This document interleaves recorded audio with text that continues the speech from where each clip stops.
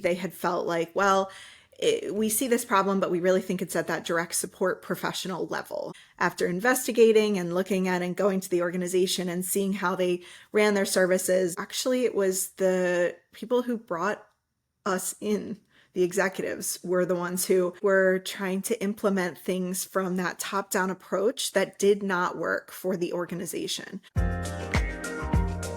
Welcome to IDD Leader, where human services leaders grow their impact, lead with heart, and build the workplaces our field deserves. I'm your host, Nate Beers. Let's dive in. You're probably here because you're a leader or an emerging leader in the field of disabilities. You're in the right place. And thankfully, unlike the 3-year wait between The Empire Strikes Back and The Return of the Jedi, or the, 13-year wait between Avatar 1 and 2, you didn't have to wait that long to get part 2 of my conversation with Dr. Caitlin Bailey and Kristen Loomis Greenidge from the National Leadership Consortium. This is that conversation. If you missed the first part, you can just jump right in here, but there certainly was a lot of great stuff in the first conversation, my previous episode.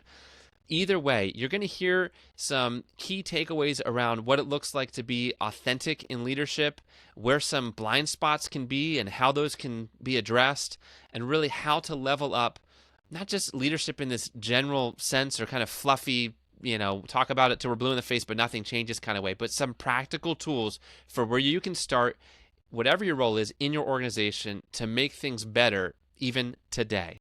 Well, without further ado, enjoy the rest of this conversation. I've heard you guys talk about the importance of authentic leadership. How does NLC define and help cultivate this authentic leadership?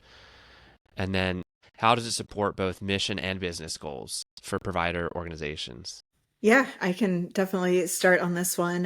This has been something that has really shaped the way that we've developed first the Leadership Institute and then our continued and other workshops, trainings, coaching, all of that. Because really when we talk about authentic leadership, we're talking about the idea of leaders with integrity, leaders who are self-aware, so who understand what are some of the leadership skills that I have, what are some of the opportunities that I have in my leadership, and that kind of genuineness, that ability to connect with others in a way that's authentic, not to use the word in the description, but to you and to the way that you work. Because we know that model of, or when people think of a leader, that old school mentality of a leader, when you think kind of in business, is not the case anymore. That is not what we're talking about when we're talking about leadership.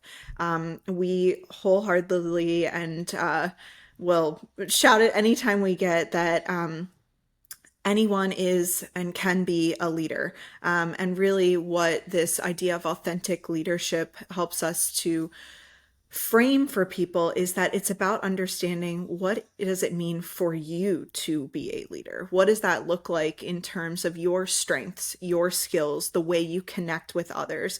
Because anyone can work together. It's just about understanding how our particular skills and strengths might align, or there might be road bumps or bumps that we need to iron out to work with each other. But in the right environment, with the right support, with the right understanding and that kind of self-awareness, we can have opportunities to connect and to lead from any role, any position, any part of this system. And that's really how we're trying to cultivate leaders in the work that we're doing.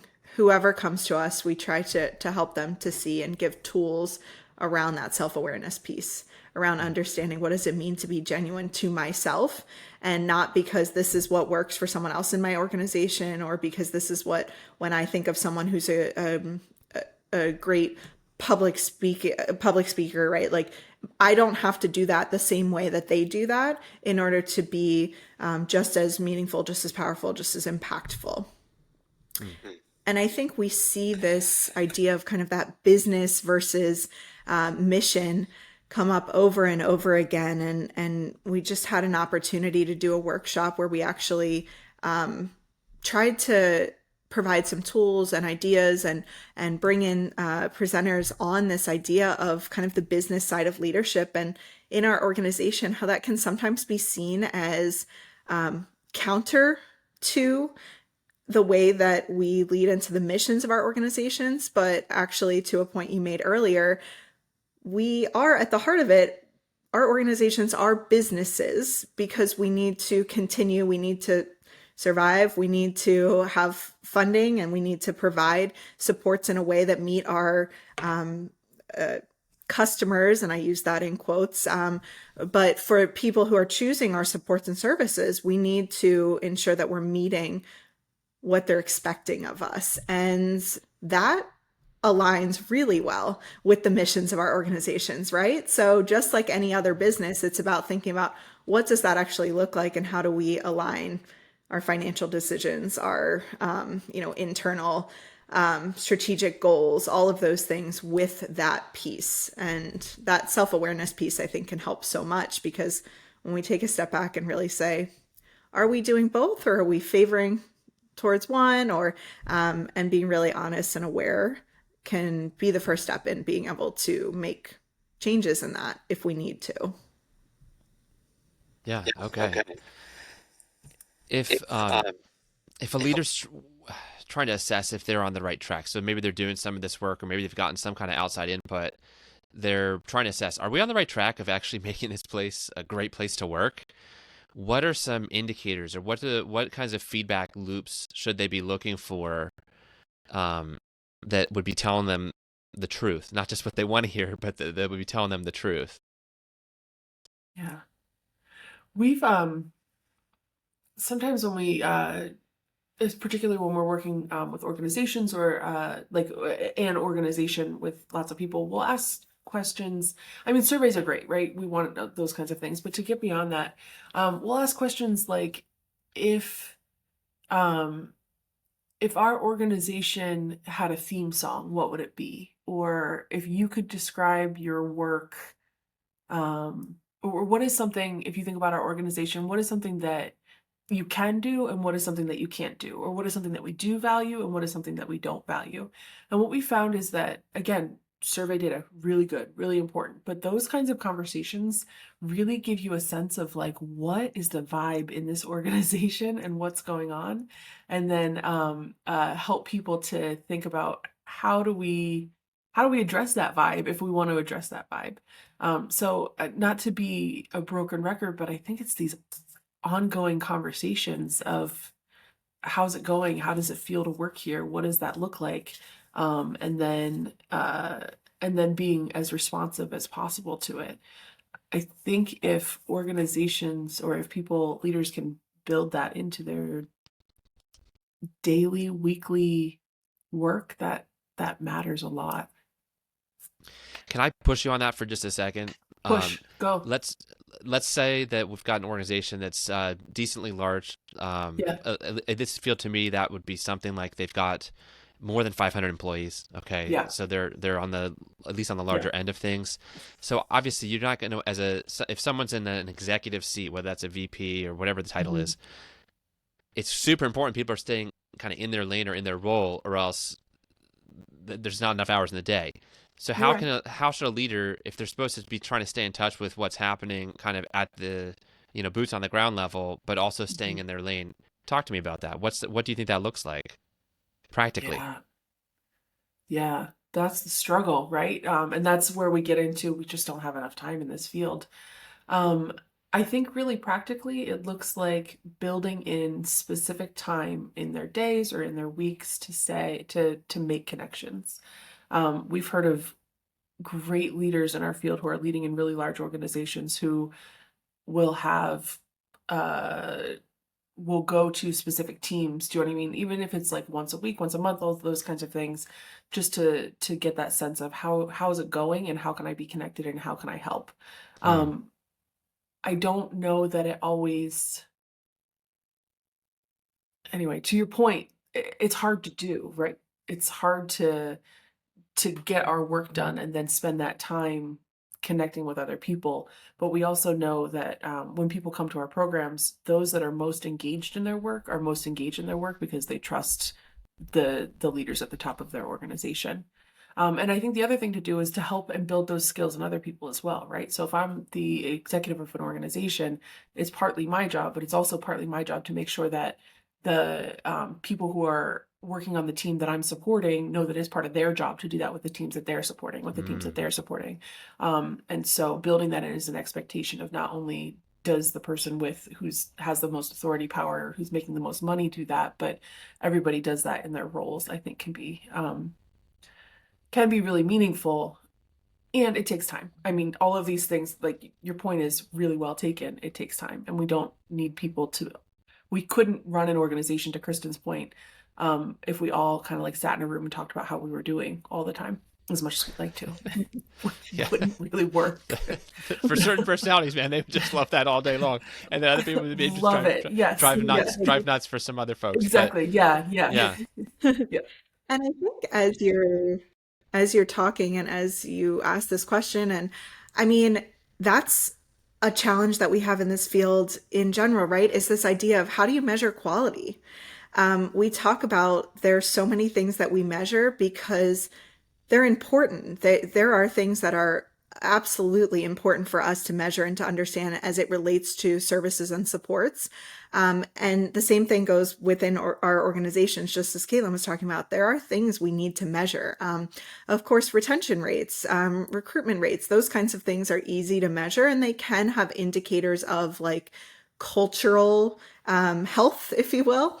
But at the heart of it, like the real indicators are hard to measure and they do take time. And we see that paralleled, right, in the way that organizations are thinking about how do we actually measure quality of our supports and services.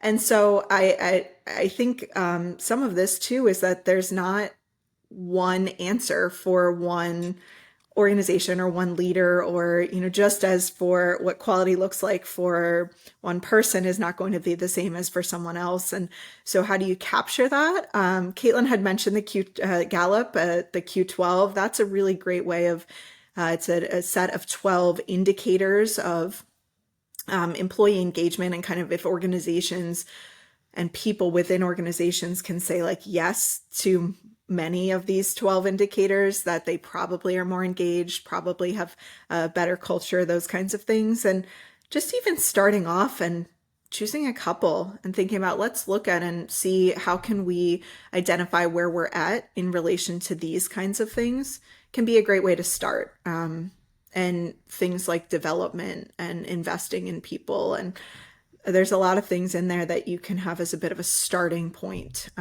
if you're identifying that that's something within our organization that maybe isn't going as well as we thought it was, or we knew something was up, we just didn't know what. yeah. And when it comes to investing in people, which I think that might be the first that we've said that you've said that phrase that's come up in our discussion, but it's been there like throughout the whole thing. My first introduction to you guys was reading an article you wrote about, I don't remember if both of you wrote it or one of you, I actually don't remember, but about leadership pipeline, building a leadership pipeline in human services, which I think it doesn't take long to see that there's a gap there. That's probably true in a lot of industries, but it's certainly true in ours. What should an organization do to strengthen its leadership pipeline? Where should they begin, or what are some foundational steps that are going to yield some of the best results? Yeah, absolutely. There's really interesting data about government kind of organizations, but nonprofit organizations, especially the leadership pipeline, and that thinking about succession is just something that organizations often say we don't have time to do it, but we know that it's so important. And also, what the research says, particularly about nonprofit organizations, that I think is so interesting, is that we have this tendency to look outside of our organizations for like the next executive of the organization or something like that, when really organizations tend to fare much better if we develop from within. So that leadership pipeline is really, really essential. One of the foundational step is to get intentional about it, and to get intentional about it at every level of the organization. So helping people, again, in their management and their leadership roles, understand if there's someone on your team that feels like they have a lot of potential, let's cultivate that. Do you know what I mean? Let's pay attention to that. Let's make sure that we're telling our HR department, or telling the our supervisor or something like telling people that so that that happens.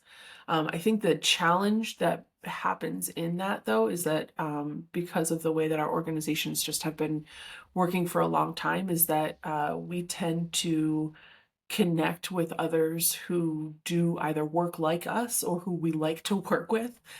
Kristen talks about this article all the time about how people will work for a very long time with someone who is maybe less competent, but is really pleasant to work with, as opposed to someone who's like really competent but less pleasant to work with. And so we've also got to think about when we're building that foundation of like looking for the next person, of giving people the skills to understand what it is that they're looking for.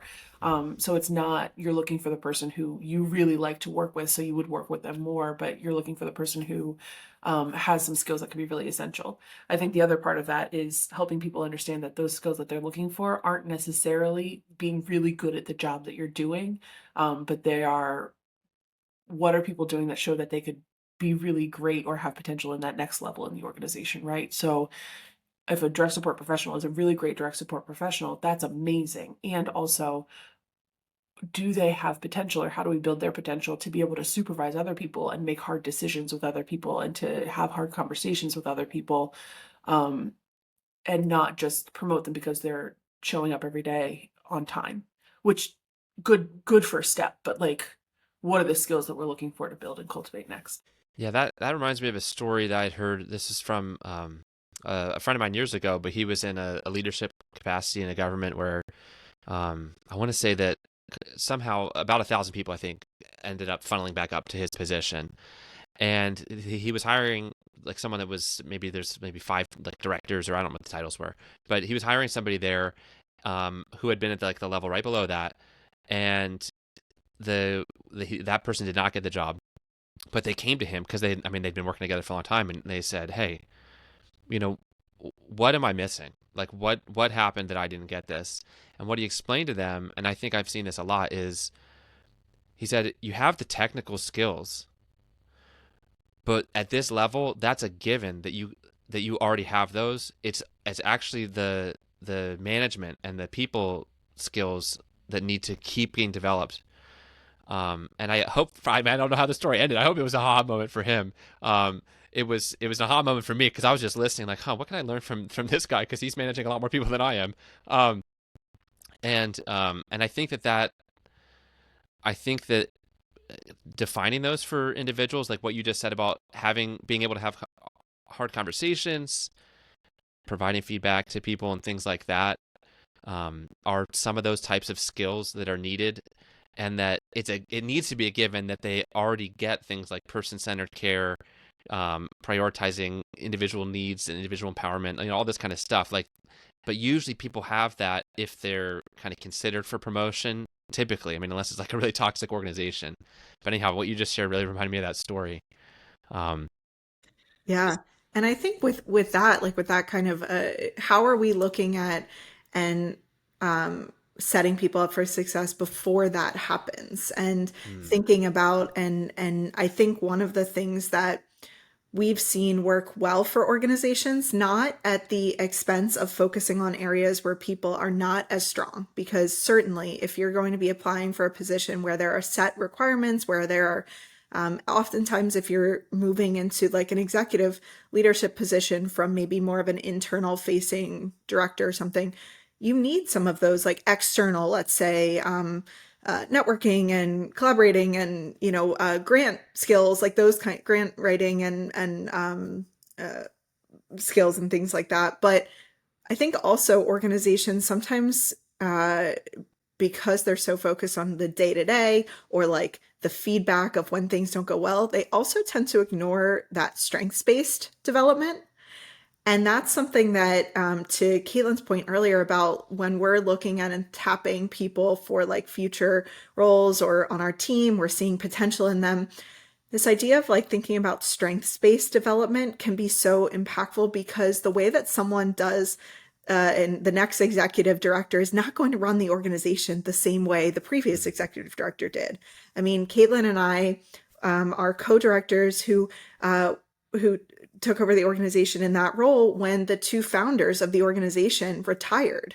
And so there was an opportunity to continue in the great work. And of course, we have done that, but also looking at and being truthful to the way that we lead, to our experiences, which are very different than Steve and Nancy, who had been in the field for many, many years prior to creating the organization.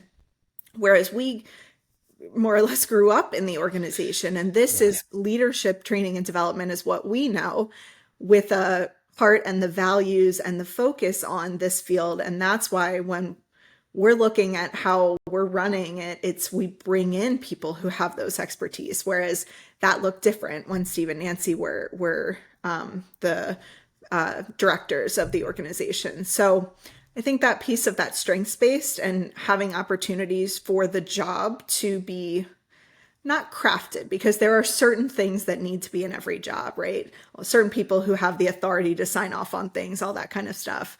But there is that element of, just because that's how I did it, it doesn't mean that that's how it has to be done.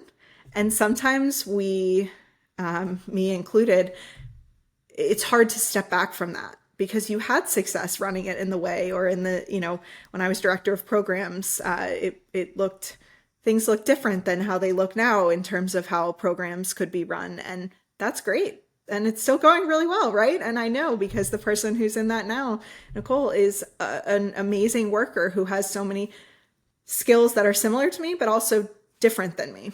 And so that strengths-based piece, I think, sometimes is also ignored when we're thinking about that pipeline, because it's like, well, they have that skill. Now we need to look at all that they don't. But I think if we can really hone in on and grow some of those strengths-based, those strengths that people already have, and how can we use those and how can those be leveraged, that can also be really powerful. Yeah, that's a great insight. Is there a moment, and this could have been in consulting with an organization, or it could be running a leadership institute, or any which way, but a moment when you were, either one of you personally saw like a pretty significant blind spot that a provider had, or you might not be, if it was a leadership institute, you're probably just dealing with one person as opposed to the whole organization, but where you saw a blind spot, and then, what did you see that they didn't, and then how did you help them try to see that? Yeah, go ahead, Kate. I feel like you have a Okay.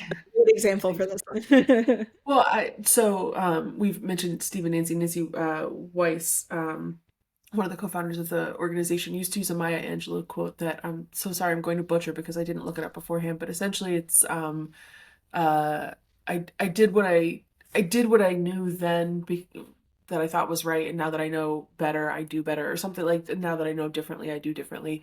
But along these lines of evolution in the way that I think about it. I One of the things that got me into trouble early, well, not into trouble, but kind of that I reflect on early in my career, is that I feel like I came in as a young 20 something, very judgmental and very like, they don't know what they're doing, blah, blah, blah, all this kind of stuff. And what I've realized over time is that people are in this field because they want to do the best for, mostly, by and large, do the best work that they can to support people with disabilities to have great lives. Now, that definition of a great life and that target has changed and evolved, or our understanding of that definition and of that target has changed and evolved over time.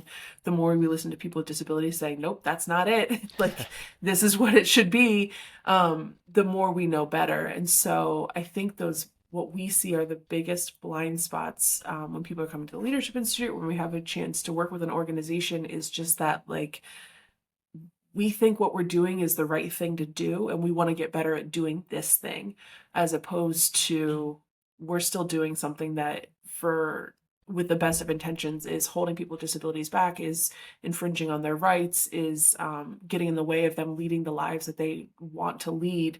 And we don't know how to get out of our own way, essentially. And I say that, again, in no judgmental way, or trying very hard not to be judgmental, but in a way that's trying to recognize, like, people are trying to do their best. And what we've also found through our programs is that telling people that they're doing it wrong is, like, doesn't work anymore. I know that Peter Drucker, I think, is a quote from him that said, like, leaders of the past knew how to tell, leaders of the future know how to ask, or know how to listen, or something. I think it's know how to listen, or something like that. But we found great success in connecting people with people who are doing the most innovative things in the field to say, how are you doing it and why are you doing it? What are your values? But then how do you make that happen? And those connections, I think, can really help people to see, oh, I've had this big blind spot for a very long time, and now I know that there's a possibility of doing something differently or going forward. Um, but yeah, I think that for me, with the best of intentions, we've bastardized the concept of person-centeredness. Sometimes we bastardize the concept of like self-direction, of what it means to fully control your life, of what it means to choose where you live, who you live with, all those kinds of things. And that's a hard truth to come to, I think, sometimes. That is not the example that I thought you were going to give, but that is a great one. I think the one that I had in mind was very similar to that. It was just that we had been working with an organization, and they had it was around the HCBS regulations, and they were under heightened scrutiny with their state, and they had asked.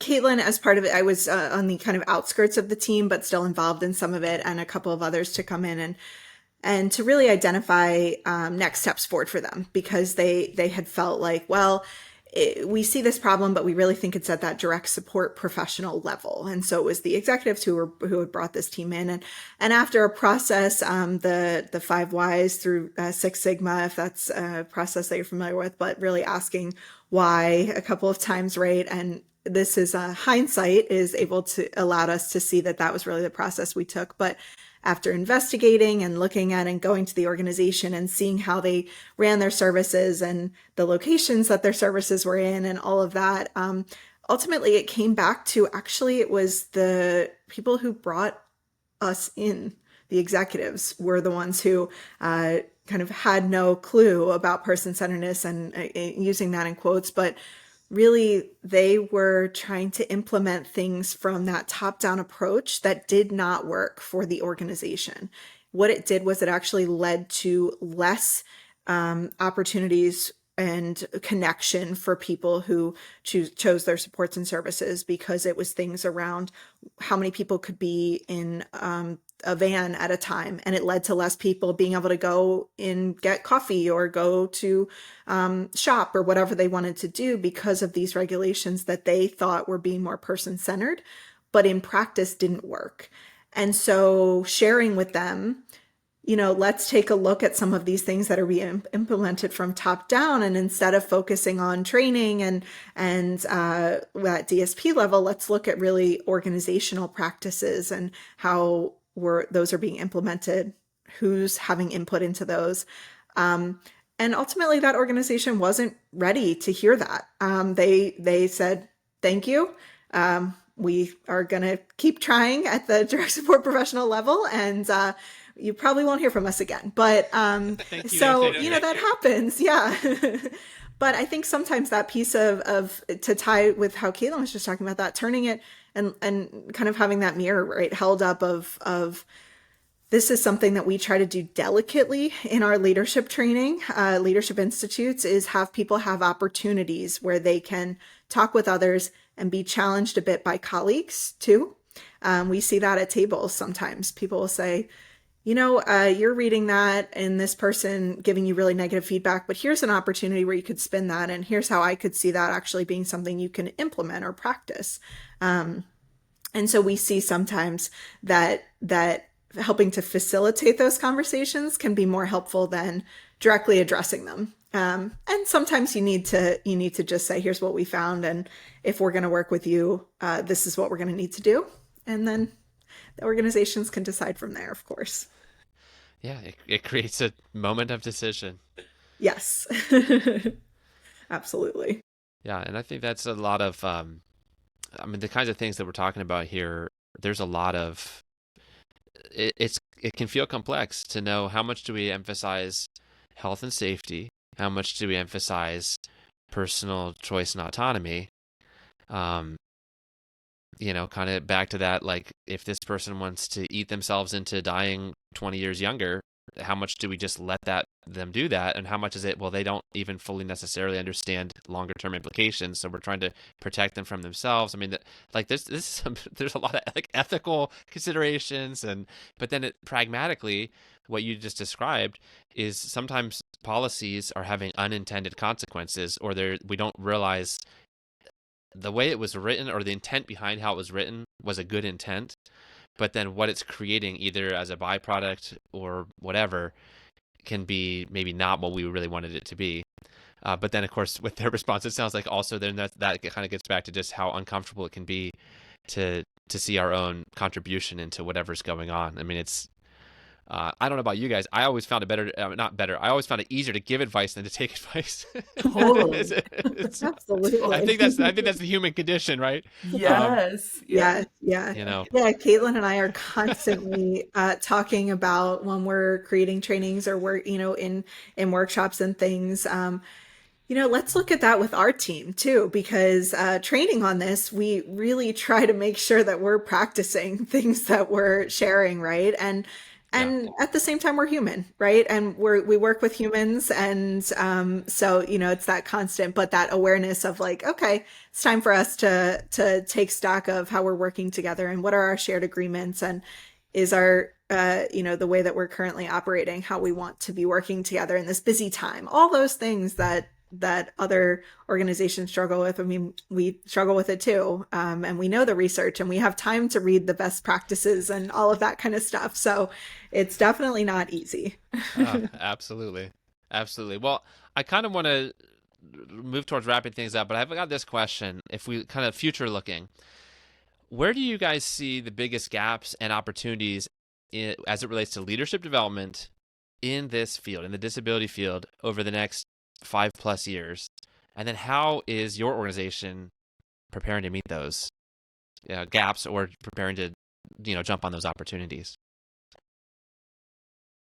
Yeah, I mean, I think gaps are time and resources, right? Like it's not getting better out here, Nate, for people who are, in terms of where the field's going. And we don't see organizations getting less busy. We don't see leaders getting less busy. We're going to have to do more with less, as is something that this field has always done, right? We've got one of the things that I love about leadership in this field is that often the greatest leaders are leading from nothing, or are leading from like are leading from these places of deficit and finding opportunities when things are just getting tougher and tougher. And so I think what we're trying to do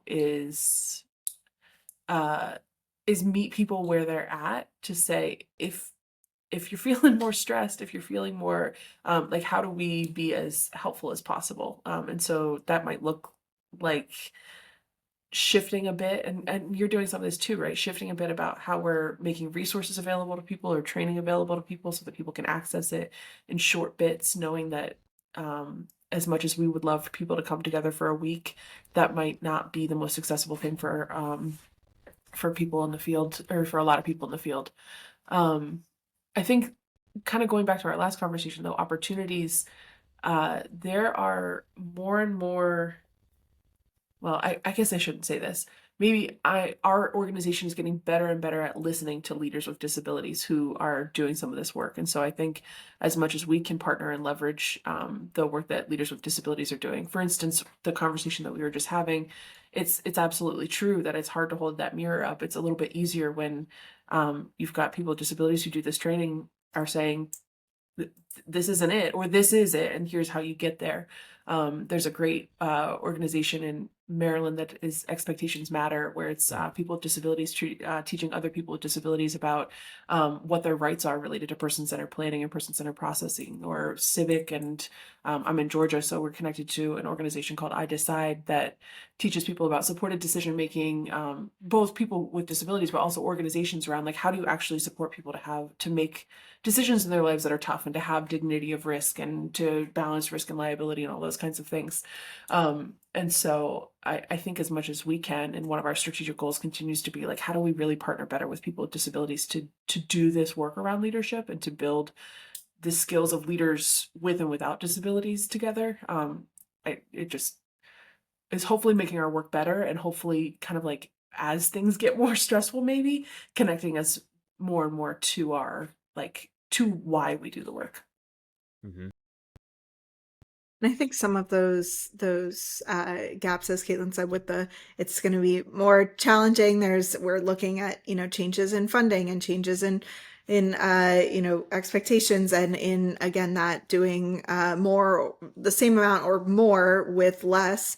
I mean, I think that commitment to continued development and investment in your organization. And I mean, ultimately, investing in leaders in your organization is an investment in the services and supports that you provide, right? Because we know that when people feel supported in their organization, when they feel that there's someone who, some of these things from the Gallup Q12, but when they feel like there are people who are invested in their development and in supporting, when they feel like they call it a best friend, but when they feel like they have someone they can trust and go to in their organization, all these things lead to better engagement, more productivity. So, I mean, to stop investing in those things or to put those on pause because we're in that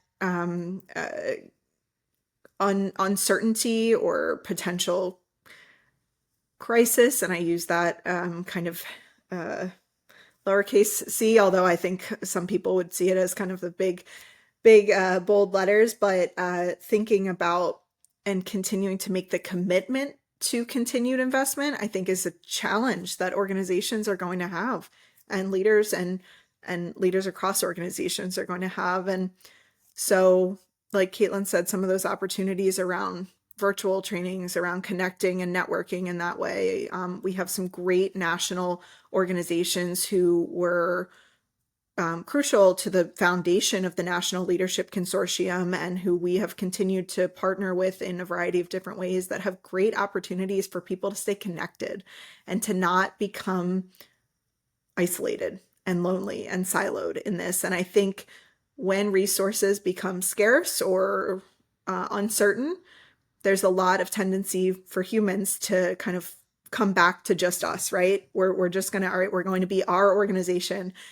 And what we see and what we really are hoping to continue to push is we're still in this together. And if we work together and if we continue to connect leaders and continue to offer opportunities through our work, but also some of the great things happening in the field across the country and internationally, that hopefully we can continue to push and continue to do more and do better, and not fall backwards into some of those more siloed or the way we kind of used to do things. Yeah. Okay, that's wonderful to hear about that, and I love what both of you guys just said about that. So if someone wants to learn more about the work that you guys do, I mean, I'll put your website in the show notes. Is there any other, like, is there a newsletter to sign up for, or any other kind of way for people to kind of get in the drip of what's going on there, or to stay in the loop of what's going on? Absolutely. Yeah, we do have on our website, there's a way for people to, if they want to know more about us, know more about our trainings and upcoming events, that kind of thing, there is a spot to sign up for that. We also are on social media, so Facebook, Instagram, LinkedIn, and YouTube also, but that's obviously more of just a gather information, not as much of a two-way street, but we always post and try to be really intentional. You asked about that research into practice question earlier. We try to be really intentional about providing not just here's what you can come to a training, but also like here's great things happening in the field. Here's research and what it means for you as a leader. We have a free quarterly publication called The Bulletin that we do that is specifically created for that. It takes research that we write about, but also that leaders across systems write about, and put it into practice. So all of those are available on our website, and we would absolutely love for people to check that out. As well, we tend to be at a lot of national conferences. So if anyone listening is at some of the upcoming conferences, we might be there as an exhibitor or a presenter or just an attendee. We would love to meet and to talk more about this anytime. Awesome. Yeah, they could say they met you through this, virtually met you through this. Absolutely. If they weren't already aware, hadn't already met you guys. Sure. Yeah. Okay, great. Well, I'll put some of that stuff in the show notes as well. Um, Thank you for your time. Thank you for your insights. Loved our conversation today, and I really appreciate the work you're doing. Keep it up. It's Thank you so great to much, talk to you. Lee. Thanks for the opportunity. Yeah, you as well. Great to see all the other wonderful episodes and great information that you're bringing to people and be a part of it. Thank you. I'm so glad you were. Thank you. Wow, wow, wow. I know I say it a lot, but wow, there was so much insight in that conversation. Now, I always try to leave you with something actionable, an action move that you could make right now to level up your leadership or improve your organization. Today's action move, I want to suggest that we look at this issue of blind spots. Ask somebody that you trust and that you've given space to speak into your life or your leadership. It could be a colleague. It could be someone that reports to you, although they need extra guts to do it if that's the case, or someone around you. But ask them, what are they seeing that you're not seeing? It could be about how you lead. It could be just the impact of a decision that you've made. But kind of look for the contrarian opinion and then lean into that and figure out what you can do to make things better or grow that area or whatever it needs to be addressed to address it. It'll be a golden moment of opportunity for you to say, like, okay, I could do something about this. And then, of course, my encouragement would be to take that opportunity and to do something about it. Now, I also want to leave you with a resource. If you haven't already checked it out, there's a free resource I have that helps supervisors level up their ability to manage people effectively. It's 4 simple supervisor habits that help retain frontline workforce. You can get it at iddleader.com/supervisor, and it should help out your team or maybe even yourself for helping them to just do, implement a few things that make people feel valued. And more than that are just best practices in simple leadership behaviors that make a big difference. Well, keep up the amazing work you're doing. I'm so glad that you joined us for today. But until next time, here's to you. Keep up the amazing work.